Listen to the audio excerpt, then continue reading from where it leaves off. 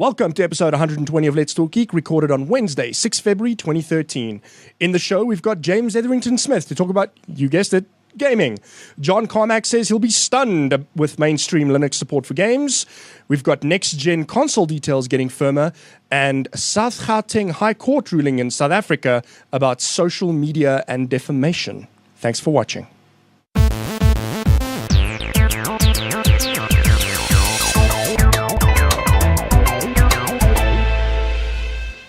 In the show with me today is Gerrit Vermeulen. Good evening. Johan Els. Goedemiddag. And our guest for the evening, James Etherington Smith. Hello. It's James. Hello, James. James, what do you do? I am the editor for the MyGaming website. Okay, don't sound so proud of it. I am very. It does sound like it's very. You said that with gusto. I like it. So, without further ado, Johan, you have a random for us. Yes, just came through. For those of you who try and follow us live, we tend to not be able to start on time. But this week's random is a very accurate picture from oatmeal. The oatmeal, yeah. His no internet comic. Yeah, blaming today's delay, arriving at the studio and there's no internet and having to rebuild the internet quickly. Oh shucks, the internet is down. Perhaps I'll go read a book and or eat a sandwich. And then his second follow-up pick is what it's like to have slow internet, which is kind of what I'm experiencing right now, which is pretty much just load, you damn thing, pressing F5 all the time. So yes, And that's I thought the it rage was for the fun. week. Well, it's going to be the rage for a long time until Telkom fixes your line, dude. Yeah, It's going to be a long winter. it's an uphill battle. No, at least in the winter it doesn't rain. So half of the Sorry, Cape Town. half of the fluid problems are going to go away. That helps a lot. Well, Any case. the fluid problems just move from there to more internal. Okay, all right. And moving along from that. Yeah, we've got some events that we want to mention, so go check out stardates.co.za for everything we don't mention. Apparently it's been updated. A bit, yes. Okay, cool. There's not a lot. I'm a little bit guilty, but yeah, we're trying to work on it. Life happened. It does. It's one of those things. However, Now, something you put in is for a special mention, Johan, is a Top Gun image. yes. What on earth is that about? Yes. This Friday, Top Gun is being released in the States for 1 week only, digitally remastered in 3D. So it's like worse in every possible Top way. Gun in 3D. Excuse me?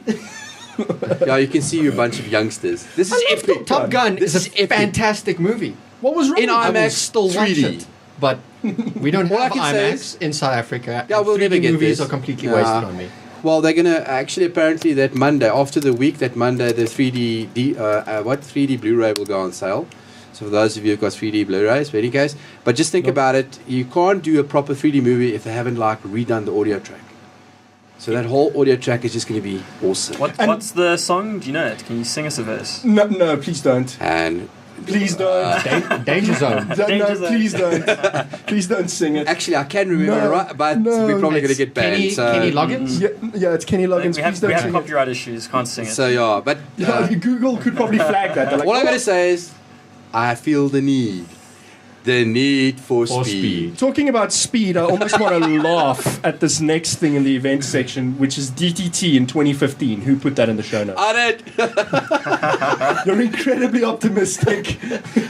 I'm going to put it in star dates at the 31st of December 2015. DTT launch. It has to be June is the ITU cutoff. Is that it? The 15th or something of June. So I just want to put it in the star date so we can just all keep on reminding ourselves. Pen in for This is the- coming. This is coming. Pen in for 2020, bitstream access. Maybe you should just unpack what DTT means. Yeah, it's the digital terrestrial television. We've covered it in previous shows. I don't want to spend too much time on it because it's a long and boring story for people who aren't interested in it, but you should be interested in it because the delay is causing us delays in more widely spread LTE rollouts in South Africa. The reasons for that are numerous, and some of them are quite poor because we could actually probably free up that spectrum and make it available to operators to use for LTE, but there needs to be will to do that. There isn't, so they're all waiting. They're like, when the migration happens, we'll look at this problem again, kind of thing. So until we migrate from analog broadcasting to digital broadcasting, the operators are nerfed for spectrum, A. And B, the reason I said I might laugh at this 2015 launch day is because we're going to miss that by a country mile. So it's. Anyway, if you want more about that, we cover it in grievous depth lot of on shows. My Broadband. And go watch our other shows where we talk about it. We spent a whole segment on it because it is very important. So that we have done a show. The main reason I just put it in there is there was a story this week about the 2015. Yes, I saw the Sunday papers finally caught on to the news. So yeah. If you just that's a zing as well. if you just joined us, irc.ltnet.tv, join us in chat. Come and rage at me about all the things Jan says about everything I just said. There is a Twitter account for that. Please don't sing Tatu. Copyright issues. Follow us on Twitter. We tweet at Let's Talk Network. And at Let's Talk Geek is actually what we use most often. We've got it, and then we've got a YouTube channel on Facebook, which the YouTube channel you should already know about, really. So, you, my loyal viewer. Okay, we're all warmed up now? All right, let's get into this. All right, ready. The Quick Geek. The Quick Geek rules are as follows. No more than 2 minutes per topic. The mixer keeps us in check, and if she so desires, may award points for being interesting or funny or something. It's loosely based on QI. Mixer discretion. You know, your intro is no longer than the first topic. I understand. Can we move along? But it's loosely based on QI, except we're less prepared, so we don't have a Stephen Fry in the studio Stephen Fry does make a big difference. Interesting consistently. So, loosely based on that model.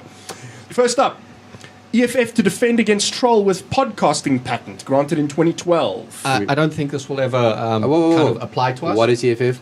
Okay, EFF, the Electronic Freedom Foundation. Thank you. It's a bunch of people who fight for our digital rights. So amongst the things they've protested is SOPA and PIPA in 2012, my bad. Then there was also the follow-up for that one, which was ACTA, which was kept silent for a while. I think they were involved with that. A couple of other big things. I can't always keep track of everything. Gaming and stuff they do as well. some really good work. Yeah. Okay, all right. If you've ever bought a Humble Indie Bundle, you have supported this cause. Yep. Okay. Yep. So they're going for what? There's a company, the company in question is Personal Audio LLC, which hasn't sold a product since 1998. Electronic Frontier Foundation, we've just been corrected. Thank you before the... My bad. Before we get an email. Yeah, okay. Personal Audio LLC haven't sold a product since 1998, and they have sued a couple of big names, people like Apple, Google, Microsoft, and they came across with quite a big one against Apple in, the 90s. Whatever. And they've got a patent that was 2 years obviously ago. for They have a podcasting. patent it's a very broad patent, and they actually call it the podcast patent. And so they're going after a bunch of big name podcasts. So probably Revision 3 and those guys are caught in the crossfire? If I can quickly skim through a few big name podcasts, Adam Carolla Show, stuff you should know. There was also How Stuff Works was mentioned. Wow. Okay. Yeah, so a couple of big name podcasts, and they're going after these guys with their troll patent. And the EFF have said that they want to get more people. People should let them know if they've been hit with this patent, because they think that it's more widely spread than what we're aware of right now. And, they want to help out. Do whatever they can, because obviously, it's another one of those. It's a troll. Yeah. Quite clearly. Yeah. So there that is. Okay, Yep. well, let's hope that gets... Hey! That's 2 minutes. Moving on. All right, so go for it. MTN is going to cap BIS. It looks like it. The gasp! This actually shouldn't be too much of a surprise, Okay, we're ready. except that it's... Move along. BlackBerry. Talk about BlackBerry. Move along. Because this is a little faster than we anticipated. We did not expect BlackBerry changes to the current BlackBerry system to at least happen so quickly. BlackBerry has told us in the past that current BIS and BlackBerry 7 and older, will still have the existing 59 Rand for uncapped BIS deals running alongside the new BlackBerry 10 deals, whatever they may be in future. And we received a document earlier today at My Broadband that suggests otherwise. It suggests that MTN is going to launch a package that they call BIS Absolute, I think. Yeah. And this is not the first time we've heard of this package. They BlackBerry Absolute. Last year there was a whole revamping of the BlackBerry Internet service structures where operators were launching lower price packages but with restricted services and usually with some sort of fair usage limit. NTN, unlike any of the other operators, introduced caps. And they call them fair use limits, but they're caps because when you go outside that fair use limit, you start paying out of fair use. I mean, it's ridiculous. It's ridiculous marketing speak. I honestly can't believe and that who did they think they're fooling? Yeah, exactly. Anyway, but the bottom line is, it looks like they're going to cap BIS at 200 megs. The mix is going to hit you and not me.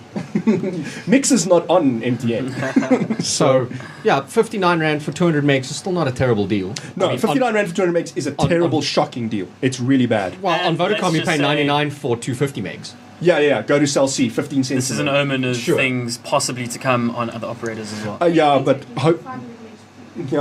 Exactly. ATA gives you 500 megs free on Biz. Those are the small ones give you better deals. So it is not. I mean, this might be a sign of things to come, but I don't think so. We'll see.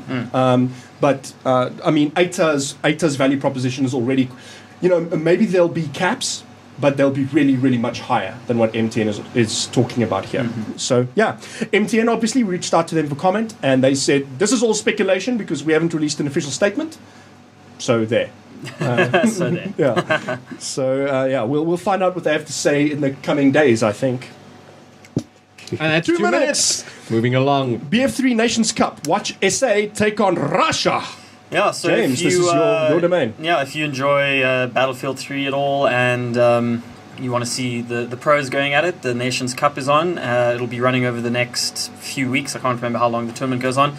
These are the first rounds, so it's a sort of round-robin stages where the teams are competing for points in the top teams in each group. It is streaming on Twitch or something like that. I can't quite remember, but we have the details it's streaming in the show notes. Yeah, so you can watch it stream live. It could be pretty fun. Where's this happening, do you know? What do you mean? Where's what happening? The physical. No, the guys are dialing in from their homes or whatever. Okay, so online. Exactly. Okay. That's amazing. Yeah, so they the way they do it is they will play on a local server, South African server, against Russia, and they'll play on Russian servers to sort of give each team a fair shake at having a local latency. Yeah. And so that is happening this Sunday at about 7 o'clock. So you can tune in and watch PM, the pros going at it. PM, AM? AM or PM? Oh, PM, sorry. PM. Absolutely, yeah. No, Russia's in different time zones. Yeah, no, of course, 7 PM. 7 PM. 7 PM local time. That's it, yeah. Okay. Cool bananas. Cool. And then to the next one. Everyone gets to design Ubuntu phones. And there are some fan-made mock-ups. Say again? Everyone gets to design Ubuntu phones. So Canonical have reached out to the Ubuntu community and have said, help us design Ubuntu phone. And they can come up with UI mockups for Ubuntu phone. And so on Ars Technica, they've curated a whole bunch of mockups. And so amongst them... So what everything you saw at Not everything. ECS then was more CES. CES. I think what they're going for with this is the things that they don't currently have. They're also going for some of the core apps that they're letting users decide or users help with building them and design the interfaces. And I think this is where the rest of the because I mean the main design is going to be where's the status bar going to be? Top. Sure. That stuff stays in place. So I think Canonical goes. This is the canonical design, haha. And from there, help us design experiences and apps and stuff. Okay. So, for example, one of the designs is on accounts. So, Facebook, Twitter, Skype. All the third-party accounts that you can link to the device. And so, to enable sync, for example, the guy's suggesting that you long press on the icon then turns green or whatever. And then that indicates that service is now syncing. Okay. And then you can individually turn off sync for every service by that will be long beautiful. pressing. It's interesting, but it's undiscoverable. So it's an interesting idea. If long press is going to be a mode of interaction with a phone, then it should be consistent across. Yes. So it shouldn't be a very undiscoverable thing, will long press do something or not, like an Android? I don't always know what long press is going to do in an app. Yeah. Okay. So maybe have like a toggle underneath the icons or something like that. Whatever, we'll see. Toggle, or in Android long press, they're trying to move it to a select. So you select it, and then Well, you if get they some just- extra options for the things that you have If selected. they just get everything moved into a system account working. I mean, how many times you still got to log in your in different accounts to get to the same service? So make it a system account. I mean, only in the latest Android is actually working where you've got a system account for Facebook and then the rest links back to that system account. It depends on That- which third-party that services you all depends install. on the app. So any app can link into that system, into actually the Oh, account that's system. true. Yeah. So your Google account, I mean, as soon as my Google account's there, any app can use that Google account. Okay, time's up. Last thing, the other interesting design they've got is a file manager, which is pretty cool because you don't see that on other platforms. Ding! They also have a terminal. They also have a terminal, and that's awesome. All right. Terminal So console. then, Lucky 13. yes. What is Lucky 13? So Lucky 13, and it's also cool because I get to use the word snarf. Lucky 13 Snarf. attacks snarfs cookies protected by SSL encryption. And this is scary. This scared me when I read the headline. It scared me when I read the article. But luckily, the attack is really, really complex. Effectively, what it does is, why it's called Lucky 13, is it goes, I think, with a 13 header bytes of an SSL packet, which is padding or something. It's got to deal with a padding. So it uses an Oracle. They call it an Oracle packet attack or something like that. Okay. And effectively, what they do is they rip out the padding bytes. They insert their own, forward that to the receiving computer. So they sort of sit in between, and they have to be really close to the target computer.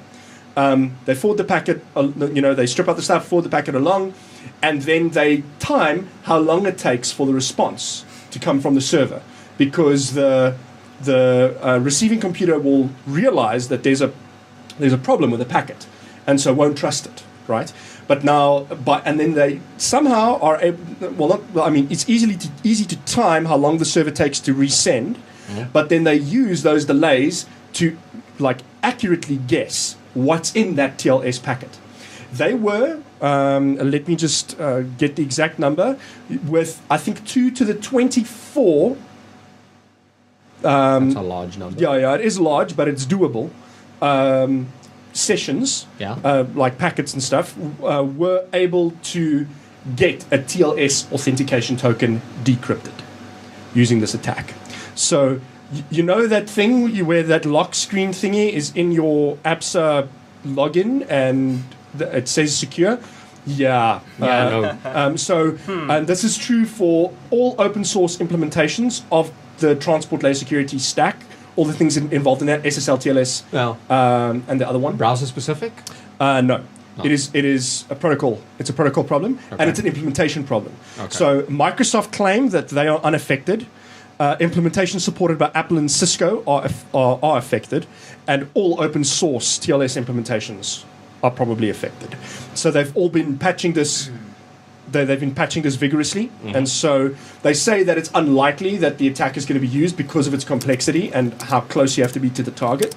So they say they're going to patch it now rather than worry about it later, because they don't know how the sophistication of the attack might increase if they leave this hole unpatched. Yeah. Okay. So yeah, it's pretty cool, pretty deep. Very cool read on Ars Technica. If you're into security and stuff, go check it out. The link will be in the show notes. Cool. Then that murderous game, GTA 5, has a release date. Yeah, a big game. Obviously, everyone loves GTA, and must say the new one's looking fantastic. If you've checked out the screenshots, no way that is a screenshot from the game running on an Xbox 360 or PlayStation 3. I'd just like to point out it's not going to be looking that good, but it's still PC good. Gamer Master Race. Yes. And 17 September 2013. They pushed it back. It was slated for a release earlier. Is there any Yeah, big event over that time? Isn't it a gaming expo or? No, not really. Not actually. really. September. August is Gamescom. So they'll probably it'll probably be on show then. You mentioned But then- that the screenshots probably not come from a console, but I've seen there has been some confusion about a PC launch date. There's been no announcement. There's no announcement of a PC launch date. Okay. There's no there was speculation that there's no PC version at all, but I disagree. There will obviously be a PC version of GTA 5 at some stage. I think they want to roll it out on consoles first, get their money. I mean, it's the biggest selling platform. Maybe there's too much piracy on PC or something, so make the money where you can and then release it on PC and try and get some extra money on top. Sure. I'll certainly be buying the game, so I'm looking forward to it on PC. I mean, it looks amazing. I really want it on PC, so I can see it at its best. And you can probably guess around a year later it'll be out on PC, so maybe 17 September 2014.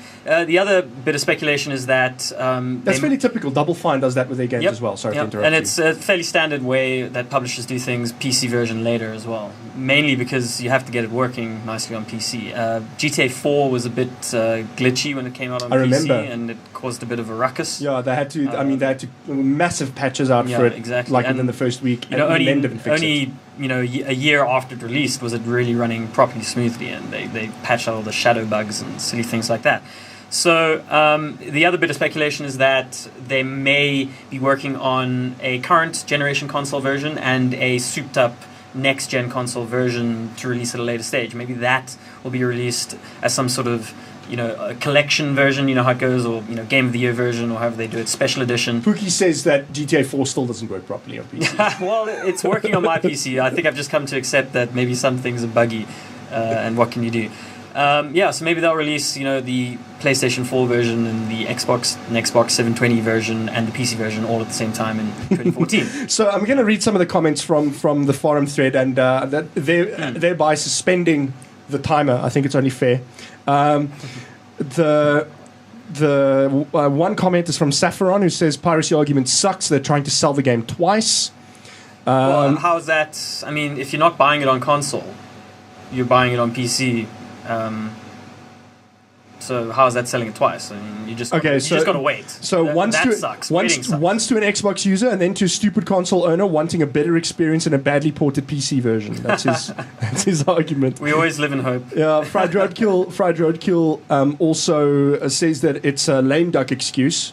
They need to hook into keyboard and mouse hooks instead of spaz controller hooks, like the port thing. So, fair enough. But there are multiple hardware configurations that can make it tricky if you're working close to the metal. Depends on the engine, I guess. But yeah, so also, I don't know how it's coded. Rockstar, I mean, they're just Rockstar. They sort of have that Blizzard mentality. We'll do what we want. It's ready when it's ready type thing, and if it's ready for consoles first, then that's the way it goes. Everybody still buys the game. Yeah, exactly. And we all moan.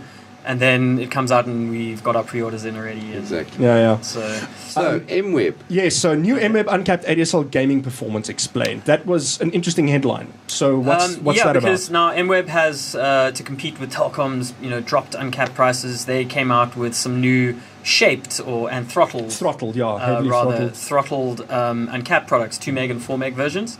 And it sort of undercuts Telkom's pricing, but by exactly 10 rand. That's how we can tell that's the target.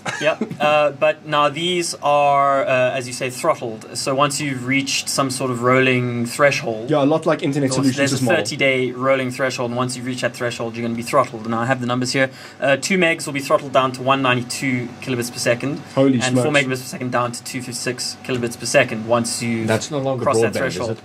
No, that's no longer broadband by South Africa's definition. Yeah. Awesome. By our definition. By South Africa. 256, I think still is. But then how can they still call it a... I mean, what is a Telkom uncapped? Is it also doing a rolling... No. They do. So for 10 rand more, you're just going to stay with Telkom. Internet Solutions does, though, and apparently Telkom's network is taking pain right now. And now Telkom also introduced the soft cap, browsing thing. On its cap products. Yeah. So maybe they are taking strain for all of this. Yes, yeah.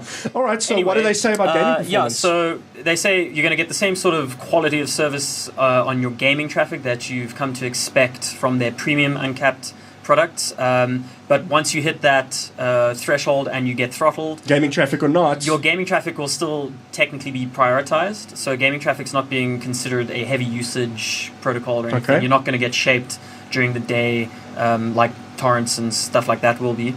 But obviously 192 kilobits per second is not enough really for most new games to Battlefield and stuff like that. You're just going to suffer. So that's basically it. It is a cheaper product aimed at people who maybe can't afford the premium products. So you got to take the good with the bad, as long as you don't whatever MWeb's definition of being a heavy usage user is. It's if you're in the top 10 percentile, isn't it? Yeah, exactly. Or is it the top X percentile? They weren't clear on that to me. Okay. you can maybe hammer on them a bit more and say, listen, it's a top X percentile, and you have to be using quite a bit of. No, it depends on average usage. So if all the people on the unpremium accounts, what do we call them? I'm going to go with unpremium. I'm just calling them throttle uncapped. Sure. Yeah. If you're on a throttle uncapped, and the average user on that is not using a lot of bandwidth, then it's very easy to get onto into the X percentile. Anyway, so I was going to ask how things are going at MyGaming, but I see the next thing in the show notes is that you've got a Dota 2 Sunday Evening Cup series thing going on. Yeah, well, as some viewers may be aware, we redesigned the site and it looks fantastic, in my humble opinion, and not biased at all. Not biased at all. I've actually also got an opinion of a designer who I don't want to name without clearing it with him first, who also says that the site looks clean. Well designed, so very cool. Oh, thank you. And that's one thing, but we also decided to try and do something cool, and been working on various ideas. And one of them is a little gaming tournament run through MyGaming. So we've hired Polar Fluke to run the tournament for us because they know what they're doing. And so basically, every Sunday evening, teams will compete in a little ladder match sort of thing.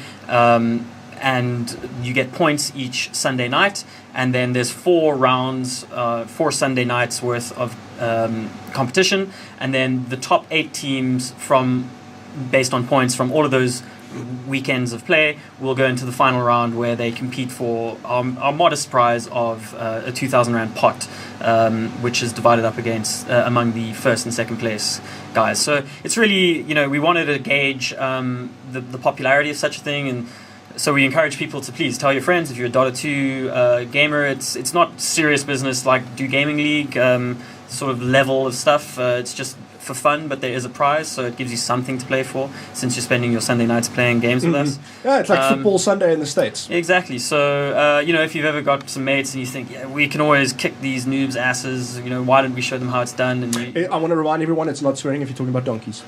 Exactly. And so, come along and join us and play some Dota 2. The first match is happening this Sunday evening. So if you're in for the first week and you get some points, obviously those points accumulate and you stand a better chance of getting into the 5th weekend of play. Cool. Nice. And then we get to move on to something that's The Witcher 3, first Witcher look 3. and screenshots. Even though I'm not even finished with The Witcher 2 yet. Bad gamer. Have a card. I finished The Witcher 1 just before I bought The Witcher 2. Wow. Yeah. I at least finished it a while before that. But now I've got a motivation to finish too. Yes. I'm not even halfway. Anyway, so... I have to restart. So quick background, what it's about. Yeah, so, the background of The Witcher, or... what's no, we don't have time for that. we don't have time for that. And no one got time for that. It's called The Witcher 3, The Wild Hunt, and it's no longer as linear as the previous games. They've now sort of created an open world, and they are saying it's 40 times bigger than The Witcher 2, and claim that it is 20 times larger than Skyrim. I don't know how they can measure these sort of things, but it's a really big game world to explore. And you've got options, so you can just mess around in the open world, slaying monsters, doing very, very sort of Witcher type things, taking side quests. That's about 100 hours worth of gameplay just doing that. Then you can get involved in the politics of the world, and you have to stop an invasion from a neighboring region, something along those lines. Can't just go to the king and kill him. That's what I usually do in The Witcher. Exactly. Or you can actually follow Geralt's personal story and he's uncovering some of his lost memories now, and there's a new love interest in the storyline that he has forgotten about but now remembered, and I assume he's going to try and track her down and get some answers from her or something. Mm-hmm. So obviously they're holding the information very close to their chest. Yeah. Hence the Wild Hunt. Well, I mean, if you go and just read the books, you'll... I don't know if that's a spoiler, but I mean, if you just read the books, you'll know his history and the stuff that he's forgotten. See, I haven't read the books, so I don't know. Yeah. The 2 books that we have available in South Africa. Yeah. Or in English. It's 2, right? Yes. So I don't know if that's what they're talking about. A few things that they have mentioned is they've fixed up the mechanics. It's no longer going to be so difficult to get into in terms of the combat and stuff. There's going to be no quick time events, so it's a proper RPG. You're going to have to use your skills with the combat mechanics. You won't just have to press the X button and dodge or whatever. And stealth and stuff like this is going to be added in, so we don't know exactly what that means, but you can trick guards and lure them away and sneak past them or something like that. And go check out the screenshots. Game Informer has the exclusive, but they have let out some screenshots on the internet, and it looks gorgeous. So, okay. I also just want to mention a tweet I saw earlier today from a PR guy who I assume is handling the PR of CD Projekt in English. Mm-hmm. And he said that this will be the last Witcher game featuring Geralt. Yes. Okay. Yes. That's an important point. Yeah. The ones just what I know is that it's the last Witcher game. No, but not the last time they'll be in the Witcher world necessarily in the Witcher universe, but the last one featuring Geralt. Next game of Rivia. Triss. If she's still around. The collectible card game. Studio Decor. Yes, we have some Studio Decor courtesy of Megaron. Couple of new ones in the corners. We managed to steal Assassin's Creed 3 for those on the audio stream, it's some Assassin's Creed stuff. Yeah. And our Guild Wars stand-up still there in the middle. Yeah, that's in the middle. Yep. It was a toss-up between Guild Wars 3 and Diablo 3. Which I don't play either one of. So. One quick last one. SA Pro Gaming Star signed to Cooler Master sponsorship. So who is this man? Yes, good old Panda Tank. He's been, just grinding away at being a professional gamer, and he's He looks very young. Very good gamer. I'm not actually sure how old he is, but he's not an old guy. But okay. he has managed to crack into the professional gaming scene. He was sent off to the Razer Academy recently for training sessions, and wait. What training sessions at Razer Academy? They fly you over. I think it was in France, if I'm not mistaken. That's like video game high school. Yeah, kind of. I mean, this is a serious industry in other parts of the world where these guys are earning fat paychecks and getting big sponsorships, getting broadcast on specialized TV channels and so on. So what's Panda Tank play? He's a StarCraft 2 player, a Protoss player. Okay. As most of the pros really do, they can play everything, obviously, but Protoss is a bit overpowered. They usually stick to that when it gets serious. He has now been sponsored by Cooler Master, which is great. So, they're going to enable him to, with equipment and stuff like that. And they provide him with internet connection, proper internet connection, so he can practice without, bad latencies and stuff like that. And, maybe help him with the travel expenses of getting around to all these events and stuff. Okay. So, congratulations to him. And he's really flying the flag for, SA professional gamers at this stage. Very cool. Good job, yeah. So, Fried Roadkill comments, pro gamers are generally in their late teens. And I think he's a bit older, but, again, like I said, I don't actually know. Okay. And then, by the way, if you're not joining us in IRC, there's an antechamber conversation happening in IRC right now. If you don't know what that is, you can log into Steam and go and check. Antechamber is a new indie title on there. Right. Looking very cool. Go watch the video. Join us in IRC. Available for Linux? I don't know. I don't think so. Damn. It is on Steam Play, but for Mac only, I think. Wow. So speaking about Linux, what a brilliant leader! John Carmack hates Linux. No, that's this what takes he us really into said. the next segment of our show first. Okay. Called What Geekery Is This? In this segment of the show, we allow a little more time per topic so that we can rant a little. Not really, but the mixer can keep us to a time limit of 5 minutes. 10 minutes. But no longer than 5 minutes, but we try to finish up in 2 or 3 minutes. We'll see how that goes for us. So, Gerrit, you jumped the gun completely, so continue. John Carmack doesn't hate Linux. He just kind of said in a Reddit thread that he would be stunned by mainstream gaming Linux support. John Carmack is also, not recently, but of late, he's come out against OpenGL.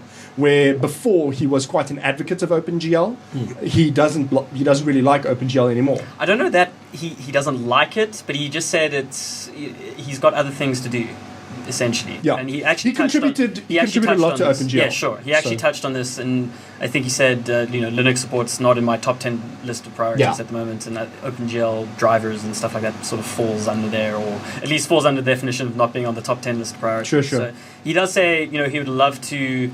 The technical stuff still is great to him, so he would like to work on it, but obviously he's paid to do a job by ZeniMax, and he has to get that done first. Sure. So maybe you want to touch on the whole Linux gaming issue, or more of a Linux junkie I think what he also mentioned was that he thinks a viable option would actually be the emulation side of things. So I think he was mentioning or talking about Wine specifically, with the people more contributing towards Wine and getting that as stable as it can possibly be. and then working with that in mind. For Linux support as it is, that Linux there isn't a viable business model for it just yet. And I kind of tend to agree with them for the desktop As I space. understand it, though, Wine is a tricky business because you can't just write a single emulation layer that supports every game out there. You have to individually tweak it for every single game to get it to run optimally. It would probably be easier to do a couple of tweaks to get it to run properly in Wine than what it would be to do a full-on port of your game from DirectX, Direct3D to OpenGL. Now, I don't know if maybe we sort of skipped over it, but he was talking specifically about mainstream AAA sort of games, not obviously little indie games, whatever these guys. I mean, it's fairly well documented, and I guess that's an important distinction to make so that people don't go, John Carmack's an idiot. He's actually genuinely not an idiot. Yes. But it's well documented that smaller studios actually benefit from supporting Linux in the hype that creates. So Wolfire Games are one of those studios they're the guys behind the Humble Indie Bundle. And they have also come out saying that the amount of attention they got, even though it didn't necessarily translate into Linux sales, but it did translate into attention and eventually sales for other platforms as well, from supporting Linux, was incredible. It sets, for the moment at least, it sets you apart.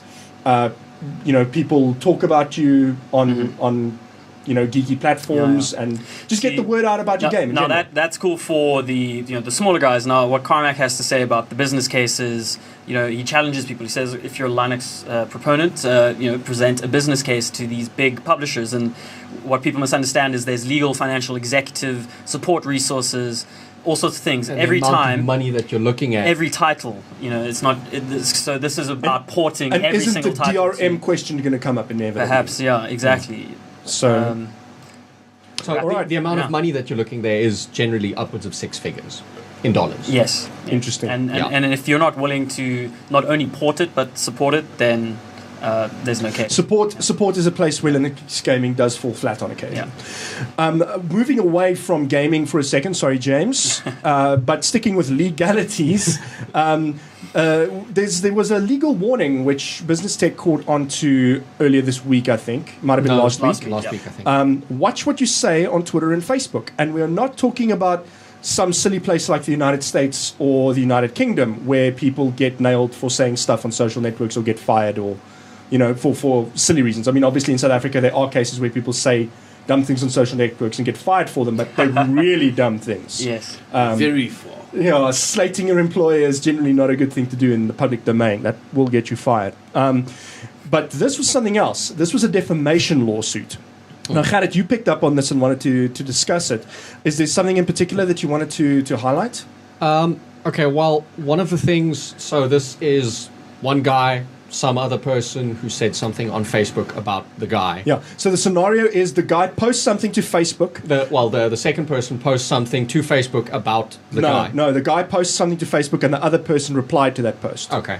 Yes. So they were friends. They were friends. Yeah, they were friends. Okay. And then this person posted something which the first person says defamed his character, and which the judge agreed with. Yes. All right. So perhaps it's important to read the whole quote in its entirety. I was about to suggest that. Yeah. In our law, it is not good enough as a defense to or a ground of justification for a defamation that the published words may be true.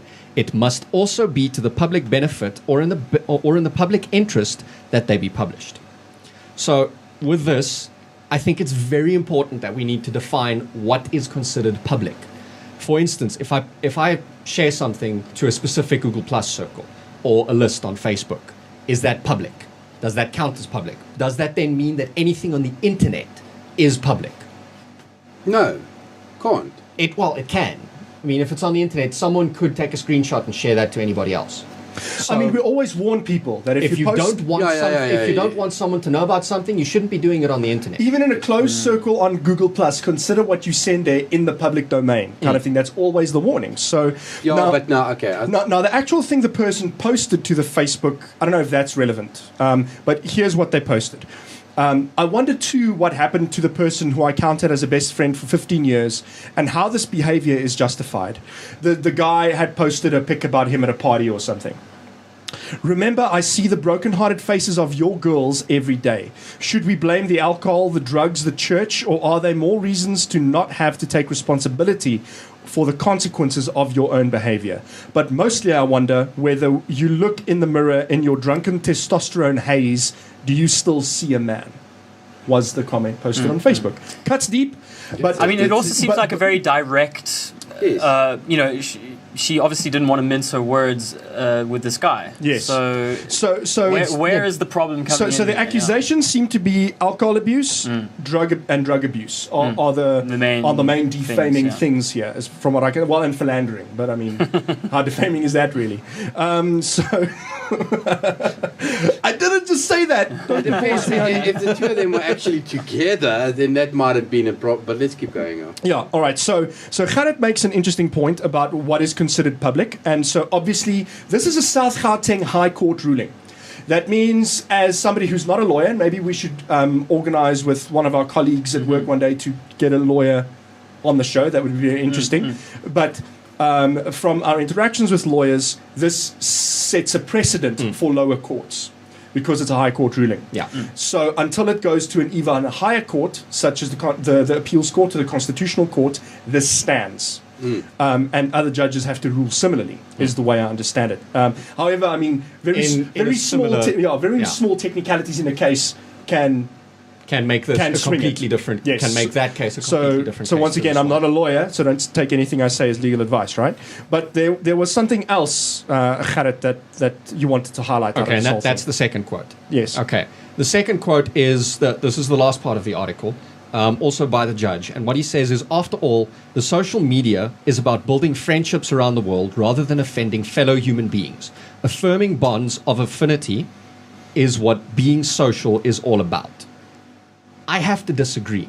I don't even know why he said that. Being social isn't about being nice to each other. People aren't nice. People are assholes. People are, in the wonderful words of Scrubs, bastard-coated bastards with bastard insides. I mean, we just sometimes we have to say something that cuts deep. Sometimes, and this particular quote, I mean, if you look at it, I mean, it cuts deep, but it's not a profanity-laced tirade that we see so often online. It is not. It's not racist. You'll it's find not on sexist. Yeah, it's Xbox not. Live. Yeah, it's exactly. Not it's like not threatening rape, homicide, or anything else that people get threatened with online. I would, in fact, appreciate a friend like this who is so honest. I wouldn't appreciate the forum she chose to inform me of her feelings. And I think this is the problem, because but all his circle of acquaintances, not only close friends, now saw this. Yes. And it potentially can affect his... I'm just playing devil's advocate here. Sure, the guy doesn't sound like a nice person at all. But maybe potentially affect his employment or future job prospects, business dealings. So whatever. maybe the judge, a quote that could have been in the judge's ruling would be rather, next time just take it up an email, or send him a private message on Facebook. Yeah. WhatsApp him. Because on what was her intention of posting this publicly like that? Obviously, could it be considered something like an intervention, maybe?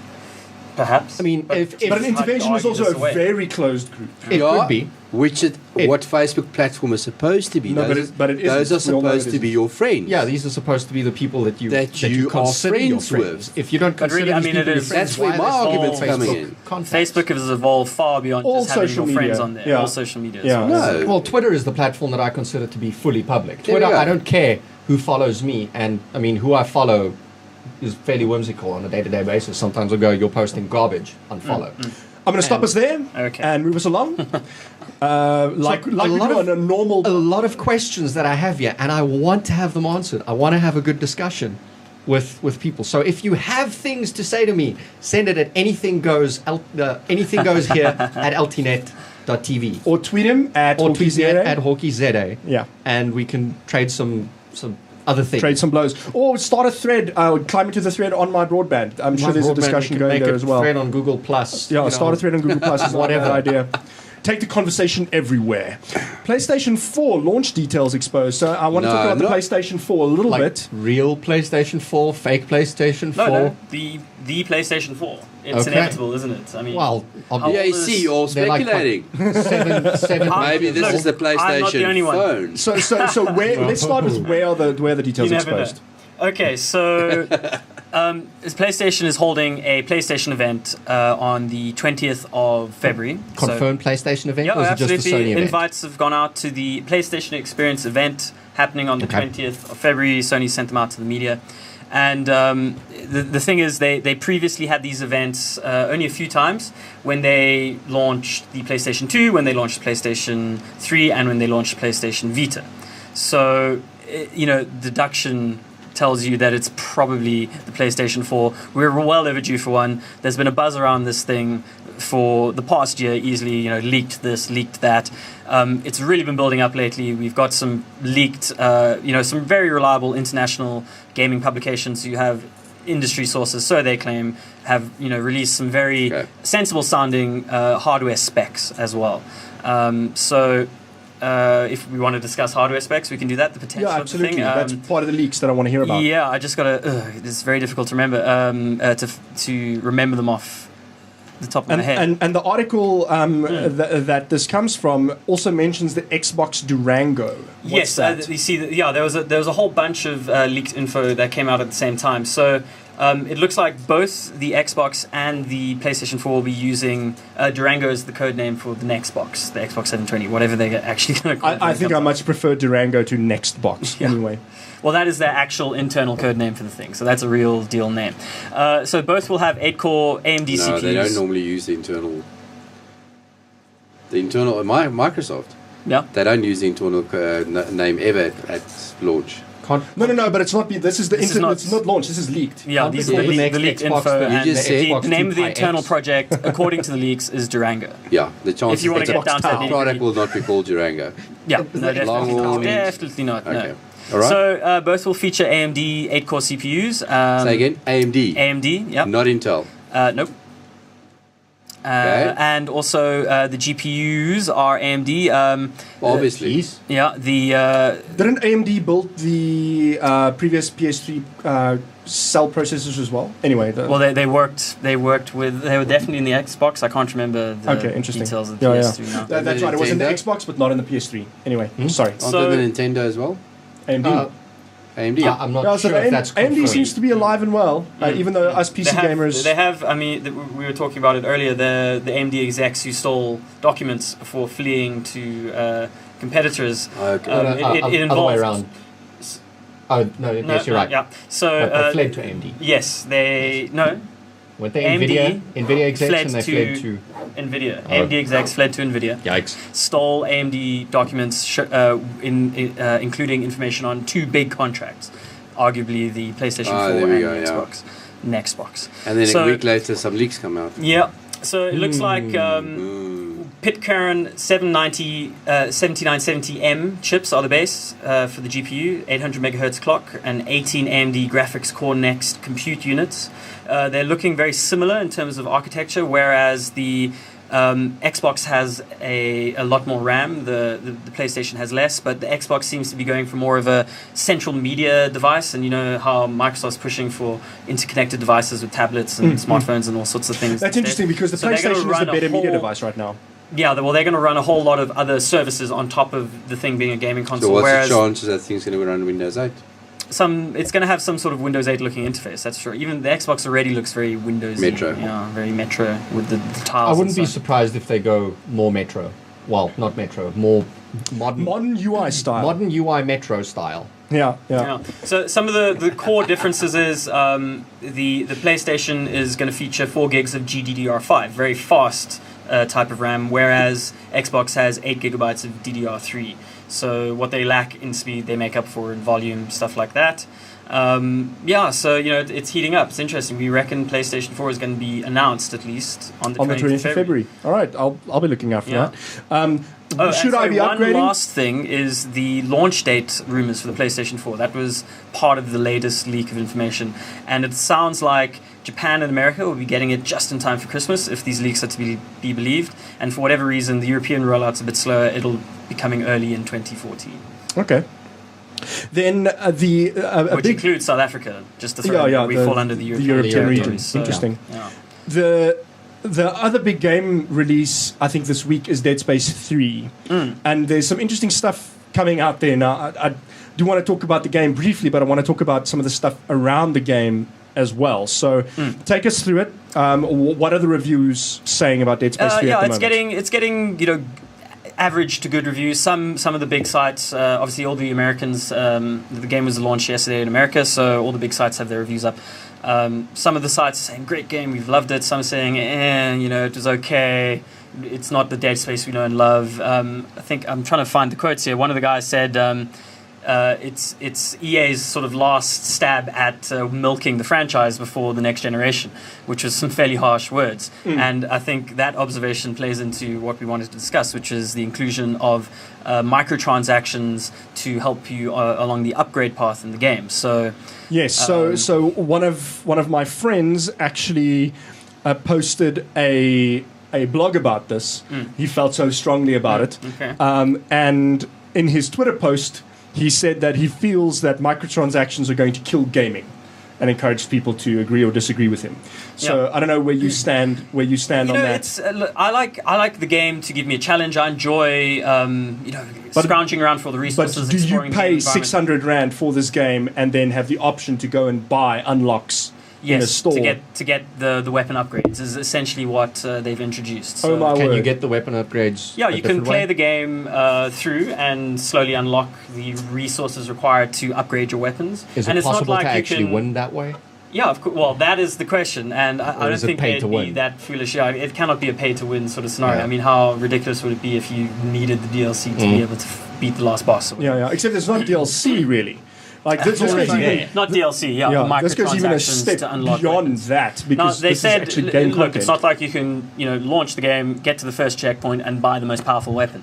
You still have to sort of progress through the game, and these things slowly become open to you. But if you're the kind of gamer who doesn't want to scrounge around all the environments looking for all the resources, or there's some game mechanic where you have little robots that will go out and scrounge resources for you. And this wasn't in Dead Space before, was it? Oh no, you see, it's really transitioned from. I really loved Dead Space 1, which was a proper scary survival horror. Yeah, it was a survival horror game. Like you counted your bullets to a cover-based shooter. Basically, you now pay for cheat codes. Yeah, maybe. Except it's not cheat codes, because they've changed the game dynamic with this MMO resource scrounging thing to try and shoehorn in microtransactions. Yeah, and obviously either way you're going to want upgraded weapons. So do you want to waste your time grinding it, or do you just want to pay? So maybe that is the big contentious issue. They sort of designed grindy gameplay, which you can buy. You can bypass with purchases. Yeah. All right, I'm going to wrap us up there for now. If you feel like we haven't covered your point of view in this discussion, feel free to email us. We'll have like a whole letters to the editor section. Or tweet at BlameYan. Tweet at BlameYan, yeah. So, I don't know who monitors that. Whoever monitors that will forward the tweets on, I hope. And with that, I'd like to take us into our kicker. Also something that appeared on MyGaming today is that the Monopoly fans have voted out a figurine representing a player piece. Tokens there. A token, and voted in a new one. Yes. A brand spanking new one that's never existed before. So, the cat. I don't have to be a cat. I think it's apt. I would love to use the cat. Do we know what the cat is going to look like? Is it going to look like that? Oh, there it is. What's on the screen? So Scotty Dog's arch. I've never seen the wheelbarrow before. No, that's always been in there. Yeah, that's been it. Oh, wow. The cat, I would think it would have been funny if it was a Nyan cat. Little Pop-Tart cat. In the words of one of our colleagues, I think it's one of our colleagues who tweeted today, if it weren't for YouTube, cats would just be another pet. Yeah, exactly. So they've reached cult status. They are even invading our classic board games. Indeed. Then another thing in our kicker is tweetping.net. Who bombed that in there? Own up. The Mixer put it in there. A real-time Twitter aggregator by geographic location. Very cool to watch. Map tweets from around the world in real time. So if all goes well, we'll be able to bring that up on screen for those of you watching the video. and so. But hold on, I mean, a tweet doesn't normally have a location. No, so this is only tweets with locations attached. Okay. Yeah, so tweets can have locations attached, but you're absolutely correct. Not everybody does that. Yeah, I don't. Okay. Yeah, I also don't typically attach locations to my tweets. It's only if I need to brag about something that I attach a location. Yeah, look, I'm in some swanky 7-star hotel. Quite impressive, huh? Okay, that's quite cute, yeah. So what is this? Real time now? Real time This is, real-time tweet aggregation by location. Well, And as North real time America as the is Twitter API global. will let you, I think. Yeah. Okay, I so wonder- you can see that half of the world. So when we hit the sleeping. whale, is it like going to swim through the ocean? And then what's going on in, what's that, Asia? They're sleeping. Ah, Russia as well. Russia and and Asia. Africa is... Also, and Great Australia. Firewall of China, maybe? I don't know. It's kind of funny. What's that part just above Australia? Is that Indonesia? Yeah. Yeah. South Okay, so Asia, that's all the- lit up, but Australia is still dead. Yeah, They're still probably asleep, but it's also funny that Indonesia is busy tweeting away, but things before that, Big gaming nations, those guys. nothing going Yeah. there. Interesting. Yeah. India is before there, and there's nothing going on there. And then, And Interesting. you can stare at this all day. yeah, Just like and, that. yeah, exactly. I should not put that on at work. Then, in the words of the late, great Steve Jobs, one more thing. Except that wasn't him. Never mind. You have to support my awesome wife as she tries to get to space. So Yes. I've given the competition a punt in the last 2 shows, and I'm going to punt this competition, be warned, until the end of February, which is when voting closes. So Axe is running a competition called the Axe Apollo Space Academy that my wife Annie has signed up for, and you can go and vote for her. The link will be in the show notes, and we'll bomb it into the IRC. Sometimes it doesn't work, in which case just go to the root domain and click on leaderboard, and then she'll be amongst hopefully the top 3. hold on. Is that screenshot showing first place? Yes. Yes. Am I reading that That's correctly? fairly Yes. recently. And if you look she, at second and owns that third, suit. well, Well, hopefully. come on, let's not go into If you that. look at second and third, though, those are very, very close behind. Yes. So But then congratulations. The competition for the Thank first you, 3 yeah. spaces is very stiff, Yeah. and they switch. And we need all the help we Like can overnight, get. they switch. Yeah, because the other guys are pushing really hard, and Annie needs to finish in the top 3 to go to the National Space Camp. At National Space Camp, she'll compete to be amongst the 3 to go to the International Camp, where I think there are 22 competing nations, and 22 people will be chosen. So it's sort of set up like there'll be one person from every country But chosen, that's not but that's not guaranteed. guaranteed. Like I think if a country fields a weak set of candidates, they'll just fall out and somebody else will get a chance. But I think the idea is that one person from every country will go. That's what it looks like. First test, do not throw up on the centrifuge. Yes, I think do Otherwise not you're pass out and like go and weightless underwater in those Yeah. cool suits and things. Yeah, it's all around going to be awesome. This is why you need to vote for Annie. So Annie isn't just someone doing this on a whim. This has been a long-standing dream of hers. So when she was younger, she went to the NASA Space Camp twice, and there they gave her the Right Stuff Stuff. Award.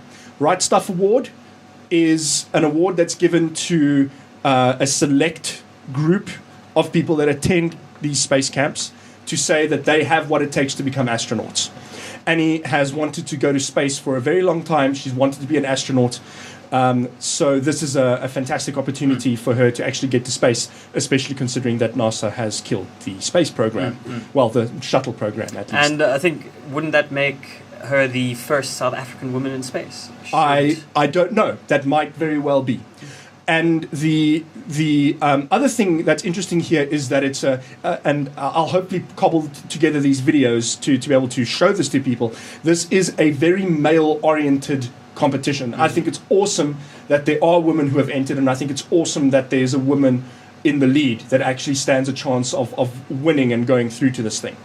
Because Annie, you'll see that I think it's Candace Swanepoel has done this video where she does like a vlogging style thing on YouTube to promote this competition, and it's very I'm going to call it like it panders to stereotypes.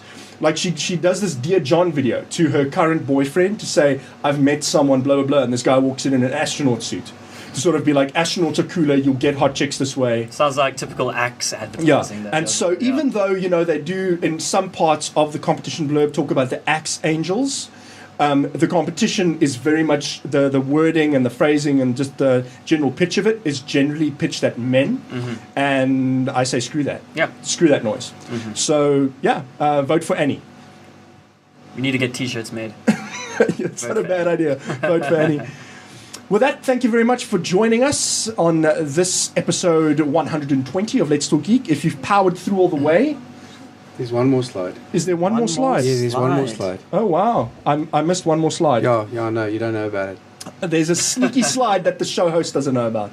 This is a problem, guys. XKDC from... of course. KCD. XKCD from yesterday, I think. No, it'll be from either Monday or today. Okay, show us all. Okay. Is it that old? And okay, well, to... it made the round. So it's a little cartoon about a guy that everybody wants to go and visit, and you can't understand why everybody wants to go and visit, because he's got 4 portals, ingress portals outside of his house. Oh wow! Okay. So Ingress. I guess this means that this is another punt for the enlightened. Johan is also not a big fan of the petrol price going up. No, in killing me. Future because he's been. Can we get some Ingress more very portals, hard. please? And with that, thank you very much for joining our show. Join us next week. Yeah, check out our other shows. We've got Let's Talk Possibility on Mondays. We've got Let's Talk Hack. That is what we're calling it, right? Let's Talk Hack. LTH. Yeah, and that's run by the guys from House 4 Hack. Very, very cool. That's where we hole up. Our studio is set up at House 4 Hack in Centurion. And yeah, it's a very cool show. If you're into cobbling stuff together and making cool stuff and showing it to other people and bouncing ideas off other people and whatever, and want some cool ideas for stuff to make, that's the show to watch. Check them out. And catch us on Twitter, catch us on Google+, yes, catch us on Facebook. You can check out our other shows on YouTube. Yes, and you can on also our wiki. And on our RSS feed, exactly. So subscribe to all of those things, +1 all the pages, and like everything else. and now you're free to go. And do it now. We'll see you Thank next you very week. much.